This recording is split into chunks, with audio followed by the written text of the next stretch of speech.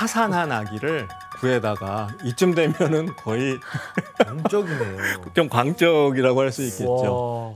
정말 이 예술가는 아무나 하는 게 아니에요. 그니까요. 그래서 이 시기 가우디는 이제 거의 수도사처럼 지냈다고 합니다. 그래서 돈도 자기 재산도 이제 성당 건축에 다 기부해서 돈이 없으니까 머리와 수염도 몇 달에 한 번씩 밀어서 수염도 덥수룩 했고요.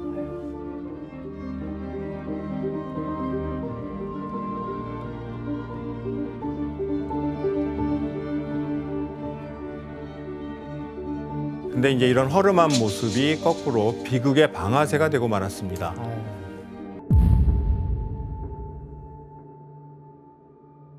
가우디는 매일 저녁 오후가 되면은 산책을 나가곤 했는데 1926년 6월 7일 늦은 오후 다시 성당으로 돌아가던 가우디가 길을 건너다가 그만 전차에 치이고 만 겁니다.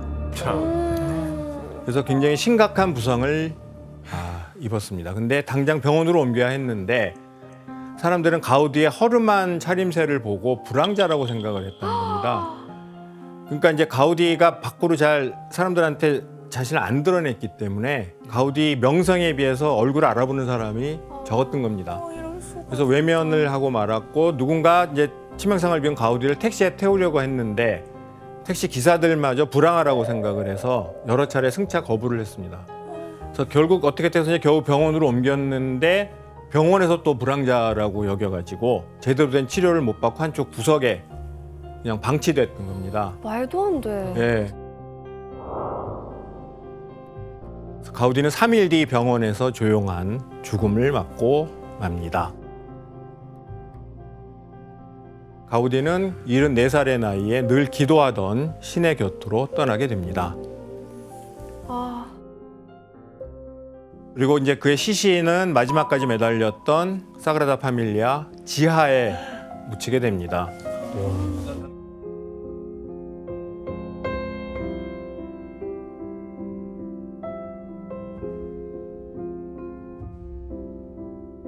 바르셀로나의 한 천재가 우리 곁을 떠났다. 바르셀로나의 한 성자가 우리 곁을 떠났다. 돌마저도 그를 위해 울고 있다. 가슴 아프죠. 마음 그쵸? 무거워요.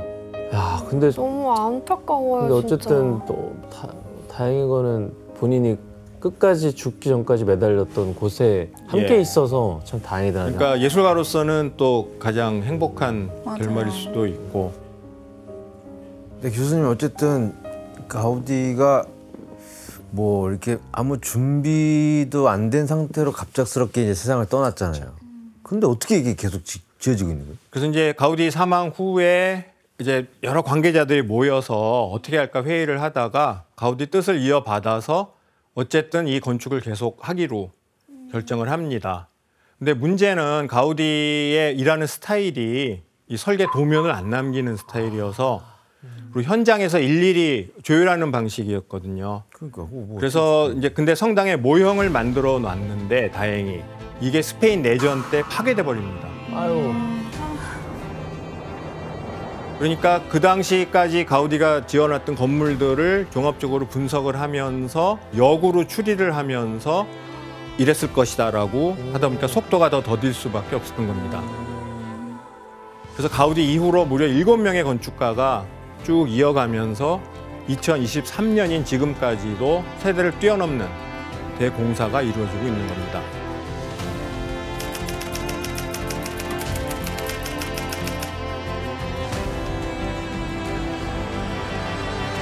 계속 잊혀질 리가 없겠어요. 그리고 사람들이 얼마나 궁금해. 언제 완공되나 언제 완공되나. 그러니까 계속 화두가 되니까.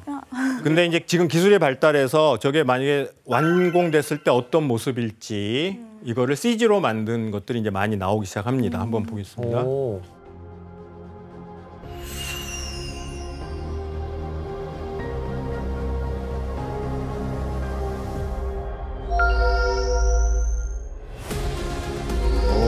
올라온다.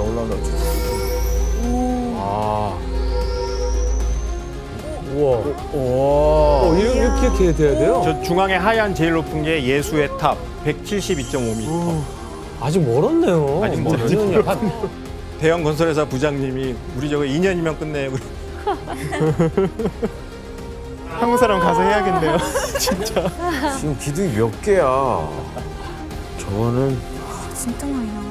그래서 여러분들은 이제 바르셀로나의 국적, 인종, 종교, 남녀노소 모두 뛰어넘어서 정말 전 세계인들이 오직 작품 하나 보려고 가우디 건축을 보러 바르셀로나에 찾아오는 이유가 뭐라고 생각하십니까?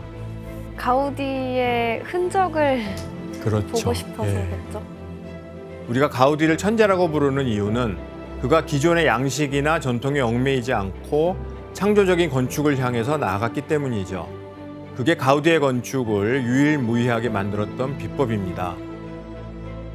가우디의 건축을 통해 한국의 주거 환경을 돌아보면 어떨까요? 서울 아파트 거래량이 7개월 만에 다시 1000건을 넘었습니다. 수도권을 중심으로 아파트 거래량이 다시 늘고 있습니다. 서울 아파트 단지 가운데 1월 거래량이 가장 많았는데 98가구 모집에 19,000여 명이 몰렸습니다.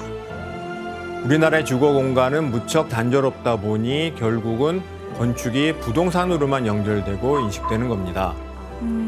그래서 우리가 사는 주거 공간이 보다 다양해져서 우리의 공간이 바이, 사는 것이 아니라 리브, 행복하게 살아가는 공간이 될 수 있기 바라며 오늘 강연을 마치겠습니다.